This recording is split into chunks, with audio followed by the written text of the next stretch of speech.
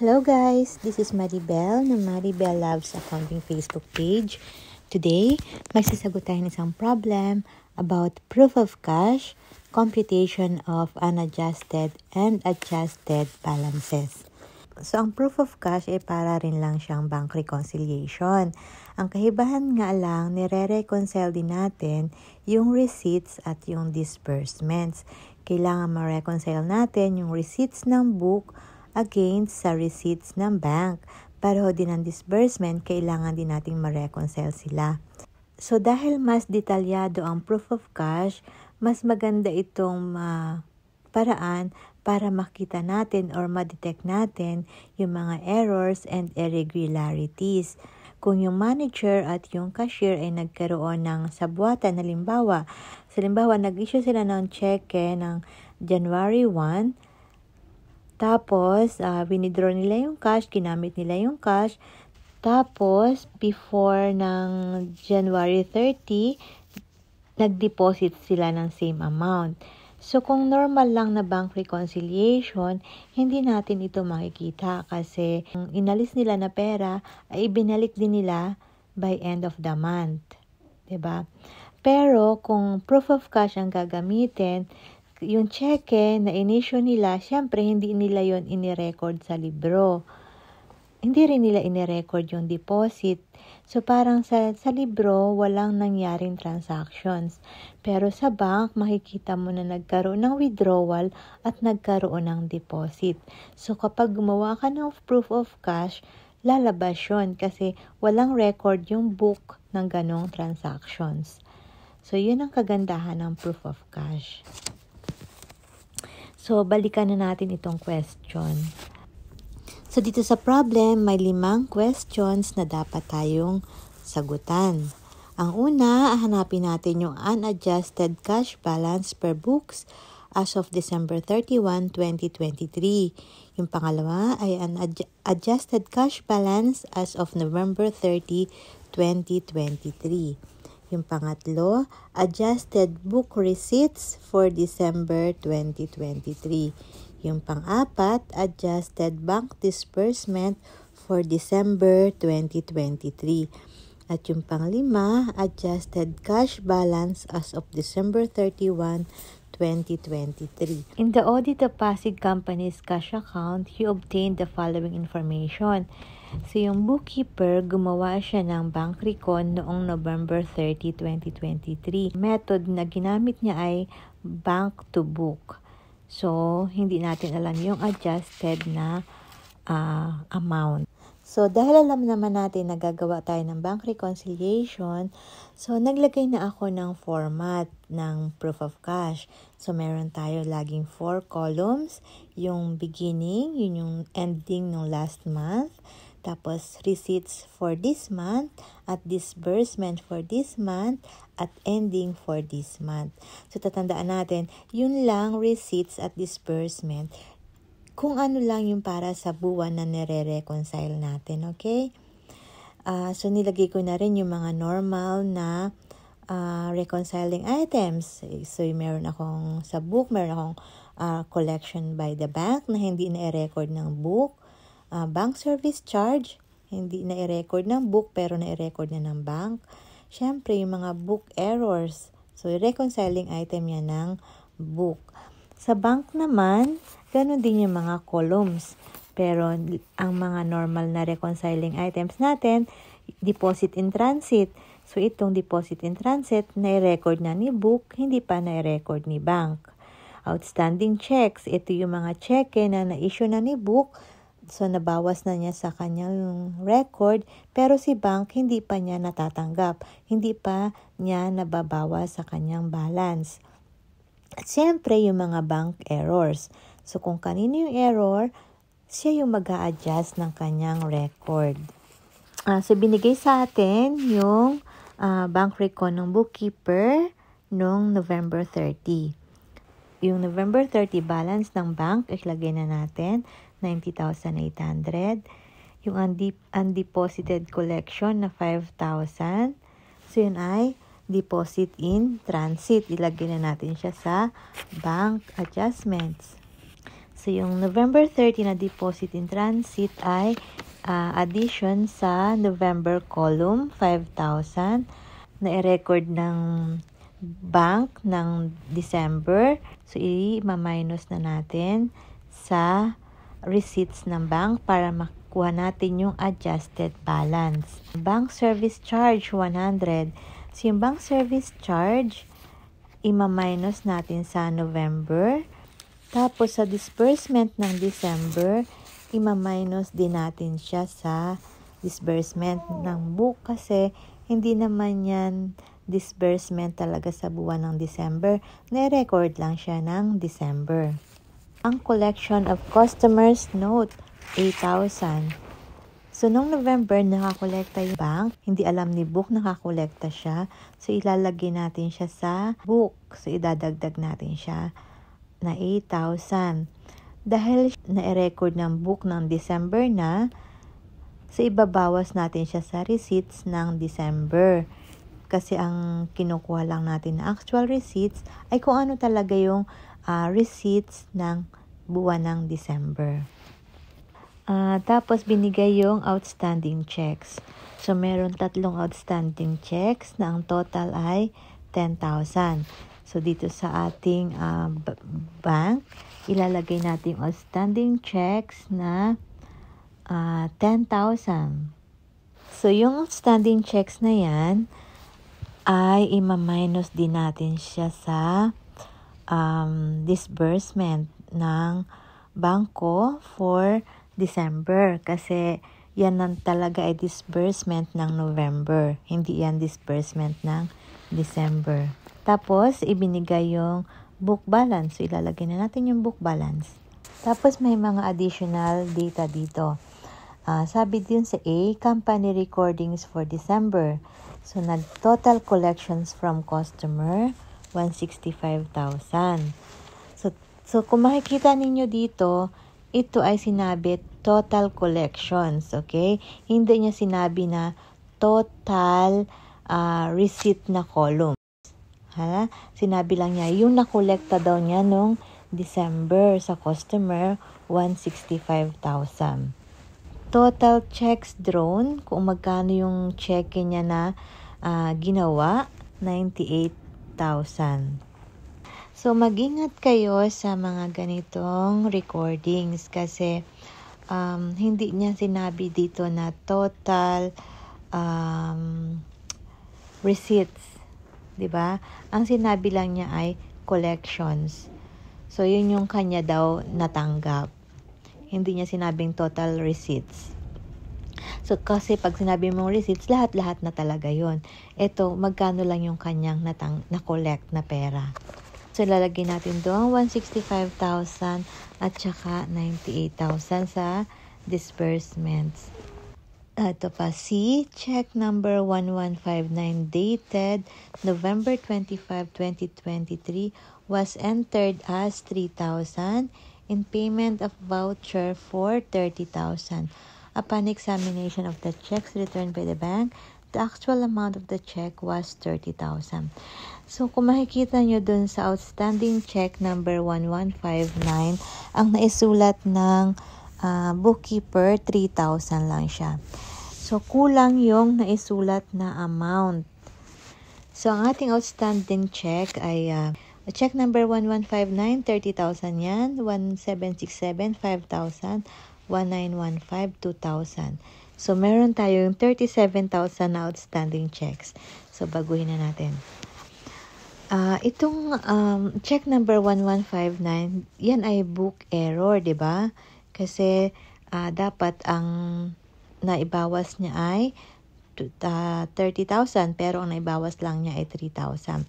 So, ilalagay natin yan as 27,000 minus sa November. Tapos, siya ba ay disbursement ng December? Hindi. Siya ay disbursement ng November. Pero dahil siya ay hindi na-correct ng November at December na nakita yung error, so i-extend natin siya as December 31 reconciling item. Okay, yung sunod, check number 2113, dated December 2023, was issued to replace a mutilated check number 1767, which was returned by the payee. Both checks were recorded in the amount drawn, 5,000, but no entry was made to cancel check number 1767. Yung check number 1767 ay part ng outstanding checks. So, canceled na pala yan. So, yung book kailangan natin i-adjust kasi naibawas na natin siya sa book. 'Di ba? So, ibabalik natin siya. Magkakaroon tayo ng addition sa buwan ng November, 5,000. So, hindi naman siya part ng disbursement ng December kasi siya ay November transactions. Pero kailangan natin siyang i-extend hanggang dun sa December 31 na column kasi siya ay reconciling item pa rin pagdating ng December 31. Hindi pa siya nakukorek. So, dahil siya ay outstanding check, i-adjust din natin yung outstanding check ng bank, 'di ba? So, babawasan natin ng 5,000 yung na-record natin na outstanding check. So, meron na lang tayong outstanding check number 1159 na 30,000 at check number 1915 na 2,000. Ang sunod ay the December bank statement included a check drawn by Sipag Company for 1,500. So, ito ay bank error, 'di ba? So, nabawas kay Pasig yung 1,500 kasi namali yung bangko. So, kailangan nating i-add yung 1,500 dito sa ating bank. Sa disbursement, kailangan natin bawasan yung na disbursement kasi hindi naman yun kay Pasig na cheque. Extend natin siya sa December 31 na items for adjustment. So, dahil nabawas, kailangan nating ibalik. So, magkakaroon tayo ng addition na 1,500 sa bank. Yung letter F, undeposited collections on December 31, 2023, 8,000. So, deposit in transit, 8,000. So, yun ay idadagdag natin sa receipts ng bank kasi hindi pa niya na-record. Tapos, syempre, sa reconciling sa December 31, reconciling item pa rin siya. 8,000. Idadagdag natin. Yung letter G, the service charge for December was 150, which was charged by the bank to another client. So, itong si Bangko, nag-charge ng 150, pero hindi niya sa atin ibinawas. Bank error, 'di ba? So, sa book, kailangan nating i-record yung bank charge. So, kailangan nating dagdagan yung ating disbursement ng 150. Tapos, i-extend natin siya sa December 31 reconciling item kasi hindi pa natin siya na-record. So, magma-minus tayo ng 150. Sa bank naman, dahil siya error din ng bank, so mag-a-add tayo ng 150 sa disbursement kasi hindi na-record ng bangko. Naibawas niya sa iba. Tapos, i-extend natin siya sa December 31 reconciling item. So, siya ay ibabawas natin kasi siya ay bank charge. Letter H, the bank collected a note receivable of 7,000 on December 28, but the collection was not received on time to be recorded by Pasig. So sa December, mag-a-add tayo sa receipts ng 7,000, tapos i-extend natin siya sa December 31 reconciling item. Then, 7,000 as addition. Letter H, the outstanding checks on December 31, 2023 were check number 1767. So, wala na to si 1767, di ba? Kasi na-cancel na to. Check number 2856, 1,300. Check number 2910, 2,300. At check number 2925, 4,100. So, meron tayong outstanding checks na 7,700. So, ngayon, dahil na-i-plot na natin yung mga information, hahanapin na lang natin yung mga nawawalang items. So, simulan natin sa book. Hanapin natin yung receipts na nakasulat sa libro. So, sabi sa letter A, company recordings for December, total collection from customer 165,000. Siyempre, nung December, nirecord din niya yung nakolekta ng bangko, yung 8,000. So, ang totoong receipts ng lalabas sa libro ay 165,000 plus yung 8,000. So, yun yung 173,000 na unadjusted receipts. Sa disbursement naman, ano yung unadjusted balance per book sa buwan ng December? So, gumawa siya ng cheque ng 98,000 at syempre, ni-record din niya yung mga reconciling item nung November. So, 98,000 plus yung 100 na bank service charge nung November. Yan yung lumabas na disbursement niya sa libro, 98,100. So, alam na natin na balance per book, 77,900 plus receipts na 173,000 minus disbursement na 98,100. So, meron tayong unadjusted book balance noong December 31 na 152,800. So, yung collection ng bank na noong November na 8,000, ima-minus natin siya sa receipts ng December, 8,000. Bakit natin ima-minus? Kasi napasama siya sa receipt, 'di ba? Sa 173. Pero hindi naman talaga siya receipts ng December kasi siya ay November transactions. Yung collection ng bank ng 7,000 ng December, yan isasama natin, ipa-plus natin dun sa 173,000. Tapos i-extend natin siya as reconciling item ng December kasi hindi pa natin na-record yan sa ating libro.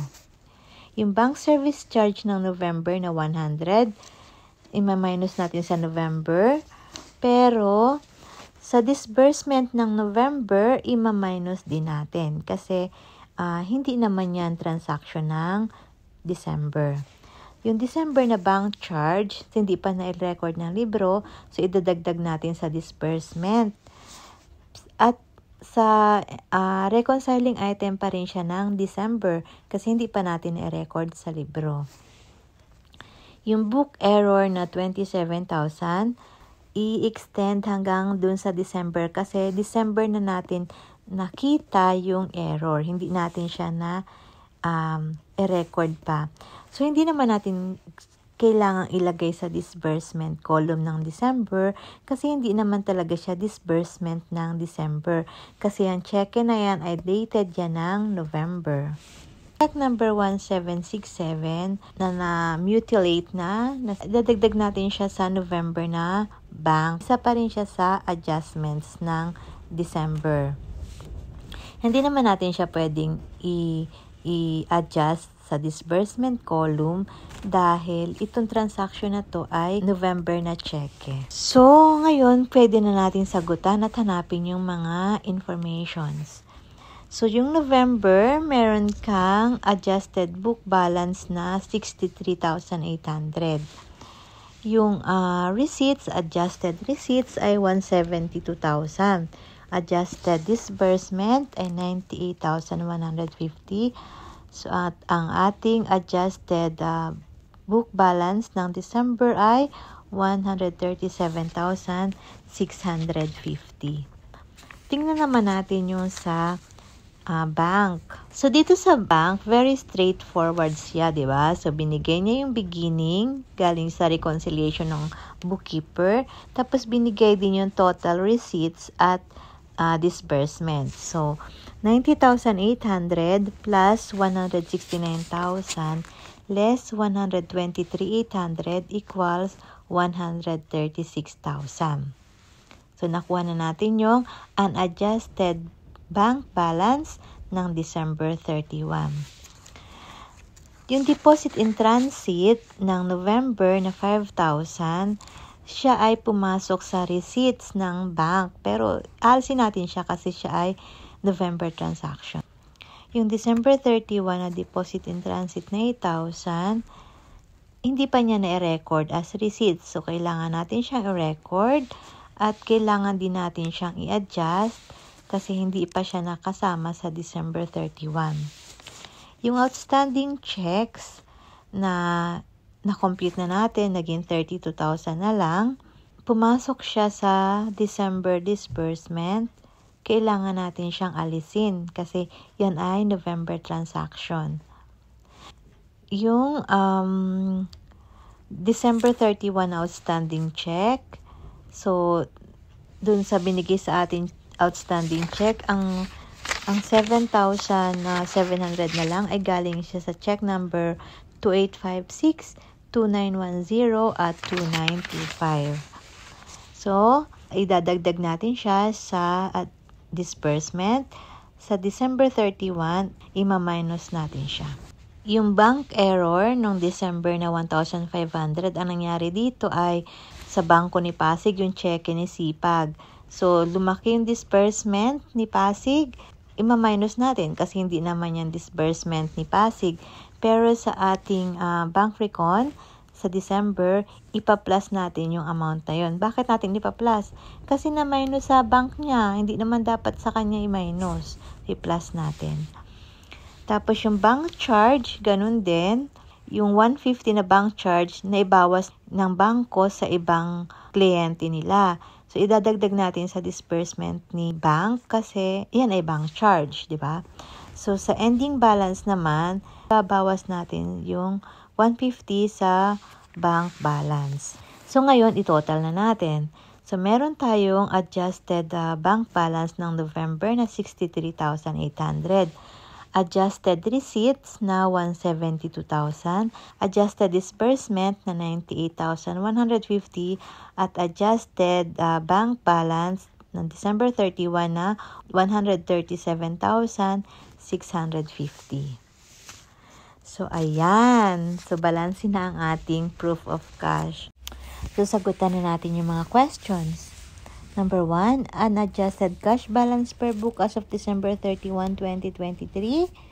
So, ang tamang sagot ay letter C, 152,800. Number 2, adjusted cash balance as of November 30, 2023. Ang sagot ay B, 63,800. Number 3, adjusted book receipts for December 2023. Ang sagot ay letter B, 172,000. Number 4, adjusted bank disbursement for December 2023. Ang sagot ay letter B, 98,150. Number 5, adjusted cash balance as of December 31, 2023. Ang sagot ay letter C, 137,650. Ayan, 'di ba? Challenging siya, 'di ba? Pero pag nasagutan nyo to, at kung nagkamali man kayo sa unang paggawa nyo, gawin nyo ulit hanggang ma-perfect nyo na. Kailangan yung isa puso, intindihin yung mabuti, bakit siya minus? Bakit siya inad? So, sabi nga nila, practice makes perfect. So, kailangan yung mag-practice, okay lang na magkamali, hanggang sa dumating yung time na pag nabasa nyo yung information, alam nyo na kung ano ang inyong gagawin. Ayun, sana may natutunan kayo sa ating kwentuhan today. At good luck guys, kaya nyo yan, fighting! Bye-bye, ingat!